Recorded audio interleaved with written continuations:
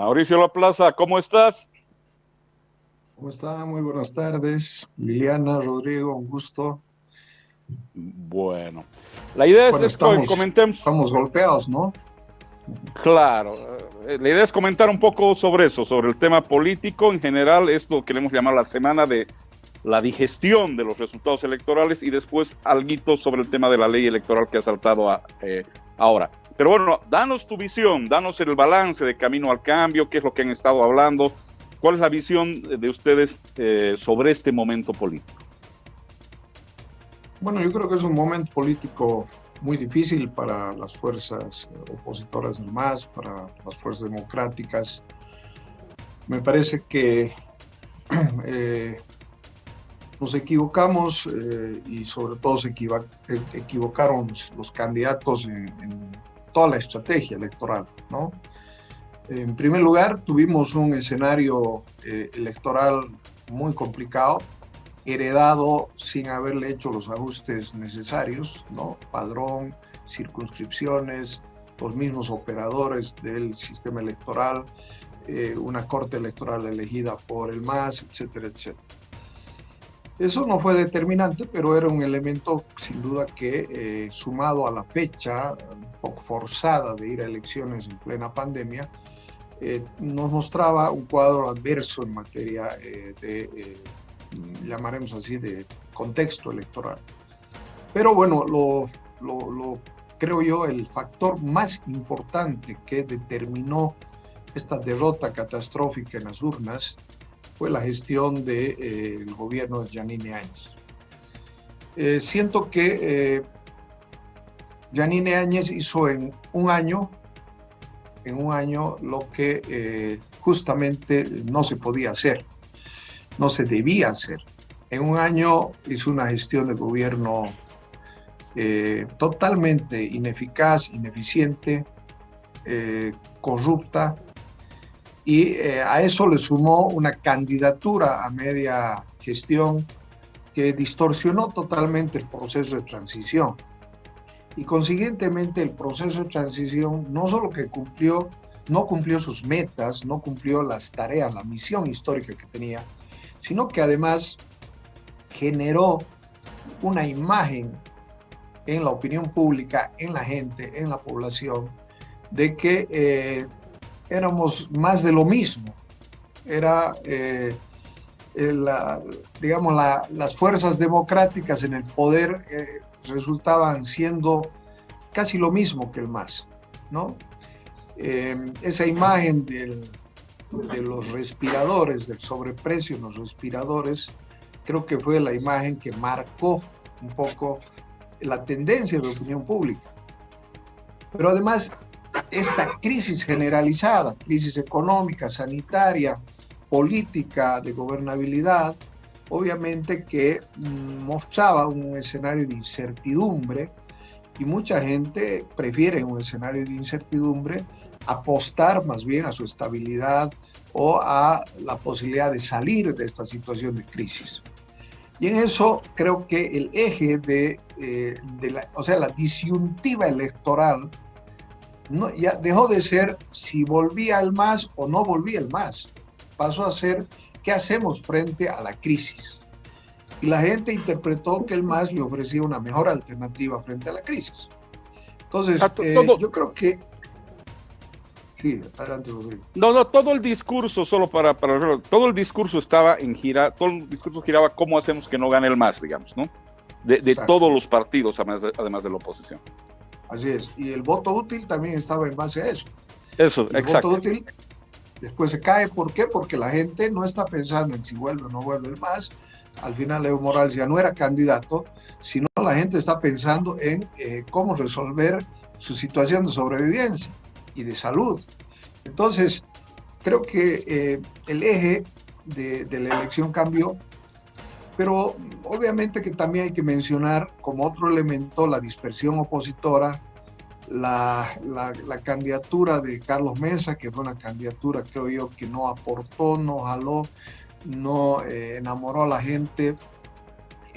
Su confianza excesiva en el voto útil al final no fue suficiente. No hizo méritos para para ganarse los votos, no salió a la calle, no estuvo en la palestra, ¿no? Camacho creo que tuvo un doble efecto, un efecto dispersión, además dispersando en un lugar estratégico como Santa Cruz, pero también tuvo un efecto, creo yo, que motivó esas sensibilidades más íntimas, que son las sensibilidades étnico-culturales, ¿no? Creo que la candidatura de Camacho de alguna manera polarizó el escenario entre Oriente y Occidente, y obviamente en Occidente la gente se articuló en torno al MAS y no a Mesa. Entonces, creo yo que un conjunto de factores nos han llevado a esta situación desastrosa. Nosotros como Camino al Cambio ya veíamos venir este escenario tan difícil. Identificamos en su momento que Luis Fernando estaba apostando solamente a un proyecto regional, que no le interesaba mucho lo que vaya a pasar con el país. Por eso es que decidimos dejar la candidatura y además dejarla para no contribuir a la dispersión del voto. En todo caso, yo creo que es una catástrofe total en términos políticos, que tendría que implicar mínimamente para el liderazgo opositor en Bolivia una renovación absoluta, ¿no? Pero hay otro tema también, Rodrigo, que hay que asimilar. Durante 14 años, de alguna manera se ha construido una especie de escenario político electoral de partido único, ¿no? O sea, el MAS ha logrado estructurarse como un partido orgánicamente, y la oposición lo único que ha hecho ha sido estructurar alianzas electorales que no tenían una base territorial, una base orgánica, y eso lo ves ya a la hora del voto también, ¿no? Yo he visitado varios recintos y no tenías delegados de mesa, a la hora del control electoral no tenían delegados, a la hora de hacer campaña era el mismo grupo que tenía que recorrer distintos lugares. O sea, esa falta de organicidad política opositora también marcó. Y también marcó un elemento que a mí me parece que ya es estructural, ¿no? Desde que el MAS aparece en escena, como que todas las fuerzas opositoras al MAS le resignan los espacios populares al MAS. Claro. Como que se lo ceden, ¿no? Mira,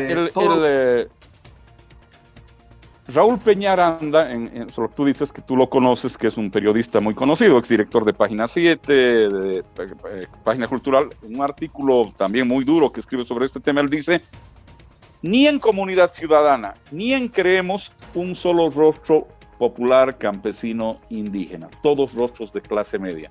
No sé si eso empalma con lo que estás diciendo. Totalmente, o sea, yo creo que el problema de la oposición durante todo el tiempo de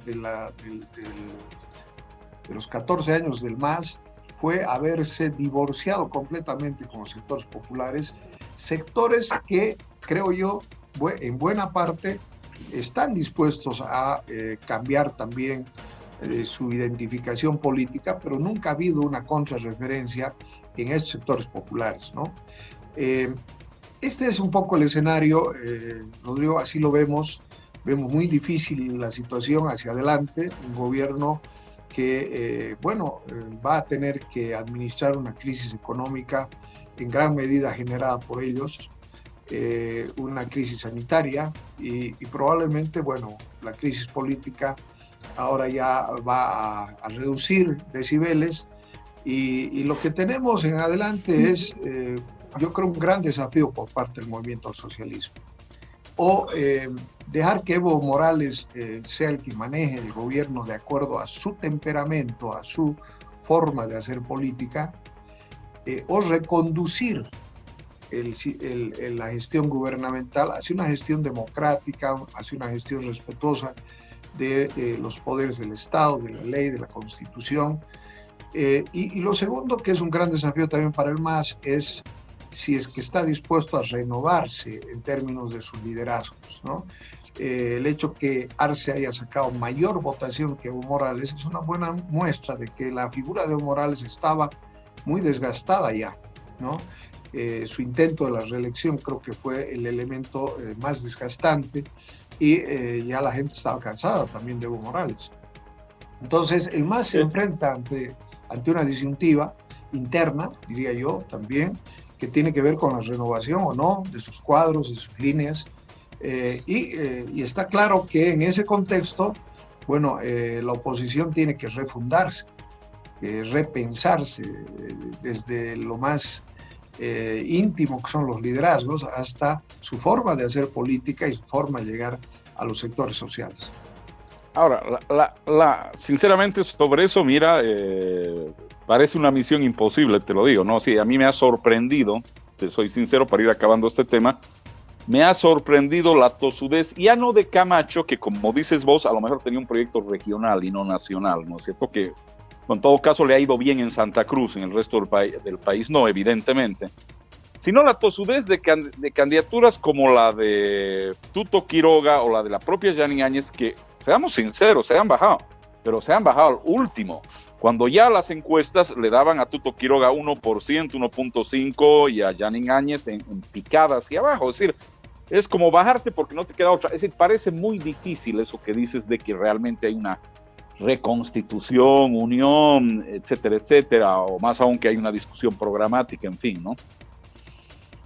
No, yo creo que debe haber a futuro. O sea, yo estoy hablando de que la oposición se tiene que refundar, se tiene que replantear desde los principios programáticos más básicos, digamos así, ¿no? De entender este país, entender su complejidad, entender su composición social, entender sus códigos y entender que la gente no está en la pelea de los políticos, la gente está en otra cosa, ¿no? Y esta ha sido una buena demostración. Mientras los políticos peleamos que si él vuelve, si no vuelve, la gente estaba preocupada por llevar el pan al día siguiente a su casa. El bono Bolivia, el tema de la salud. Exacto. Así es. No. Entonces, pero bueno, esta realidad, Rodrigo, yo creo que no necesariamente es una realidad que se plasma en términos de resultados electorales en Tarija, ¿no? En Tarija tenemos una realidad diferente, una realidad que no sé si me permiten compartir la pantalla, pero yo la quiero mostrar en un gráfico, ¿no? Tarija votó nuevamente contra el MAS, ¿no? Nuevamente contra el MAS, y lo ha hecho de una manera muy, muy importante, ¿no? Mira este cuadro, no sé si lo logran ver. A ver, sí, ya se está, está en este momento en el proceso de compartir la pantalla. Ahí está, sí, está el cuadro. Sí. Adelante, Mauricio. Es el comportamiento del voto opositor al MAS, ¿sí? Y si tú te fijas, entre el 2005 y el 2020 ha habido un crecimiento muy importante del voto contra el MAS. Pero si te fijas, el periodo 2014-2020, este periodo, en estos 6 años, el incremento de la votación en Tarija contra el MAS, si tú quieres, opositor al MAS, ha sido de 47.000 votos. O sea, en otras palabras, el voto anti-MAS ha subido en 47.000 votos. Eso se ve en esta gráfica del porcentaje que ha sacado la oposición, ¿no? En su momento llegó a sacar el 66% con Tuto, el 45% con Evo y al final el 56% ahora. Pero no pasa lo mismo con el movimiento al socialismo en Tarija. Fíjate, estas son las gráficas del MAS. Y si ves, hay un crecimiento importante entre el 2005 y el 2009, pero de cara al 2020, el MAS ha bajado su votación en Tarija en 11.000 votos. Entre la elección 2014 y esta elección ha bajado su votación en 11.000 votos en el departamento de Tarija. Igual que ha bajado su porcentaje. Ahí tenemos el porcentaje, que ha bajado de 51,68 en la última elección a 41,62 en esta. Entonces eso te muestra que en el caso del departamento de Tarija la realidad es algo diferente de lo que pasa en el nivel nacional. Eso no quita que el MAS no haya ganado a nivel nacional y siga siendo una fuerza hegemónica nacional. Esto lo único que muestra es que en el departamento de Tarija, digamos, la realidad política no tiene un MAS hegemónico, digamos, en términos de la votación nacional. Este gráfico te muestra la línea roja es la línea opositora y la línea azul, ¿no? Claro, Tarija, digamos, bueno, el MAS ha perdido más o menos, ya no estoy seguro, pero por 10 puntos, ¿no es cierto?, en el departamental. Obviamente, además, si a Comunidad Ciudadana le sumas lo que ha sacado Creemos, ¿no es cierto?, y al CHI, algún otro partido, sube el porcentaje. Ahora, también hay que decirlo, ¿no es cierto?, el MAS tiene una buena presencia territorial, ha ganado en 5 provincias y han logrado 2 senadores y la mitad de diputados, ¿no? Ahora mira, Rodrigo, este cuadro es de los municipios, ¿ya? Sí. Y el MAS ha ganado efectivamente en 7 municipios. Ya. El 2020. Correcto. Y el 2014 ganó en 11 municipios, incluso Cercado, ¿no? Ha habido 4 municipios que ha bajado. 4 municipios que ha bajado. Villamontes, Bermejo, San Lorenzo y Cercado, ¿no? Entonces, efectivamente tiene mayor presencia territorial, pero hay también un desencanto en el ámbito territorial. Mira, Delfos Burgos ha salido diputado uninominal por la circunscripción 42, pero él ha perdido en Bermejo, estrepitosamente. Así es, ha ganado gracias a los otros municipios. Así es. Ha ganado gracias a los otros municipios. Esas cosas te muestran de alguna manera también que hay un movimiento social, electoral, que hay que estudiarlo también y que en Tarija tiene particularidades diferentes a las del nivel nacional. Bueno, gracias Mauricio, muy completo además el análisis que haces de la evolución del voto del MAS y anti-MAS en el departamento de Tarija. Bueno, vamos, se inaugura un nuevo periodo, Mauricio, vamos a ver cuáles las propuestas, como tú has dicho, cuál es el desempeño del gobierno del MAS, cómo se mueve, si se renueva o no, si es lo mismo de antes, si es que encara una nueva etapa, y también cuál es el desempeño de la oposición, se renueva, cómo se renueva, qué líneas, bueno, ahí están los desafíos para adelante. Gracias, Mauricio, por la entrevista. No, pues un gusto a ustedes, un saludo cordial a Liliana y a ti. Gracias, Mauricio. Ahí está, interesantes los gráficos, Liliana, que respecto al evidentemente te muestran una evolución de la anterior elección a esta elección. Yo creo que ahí todos tienen que tomar nota, a nivel nacional la oposición, pero también a nivel local, en fin.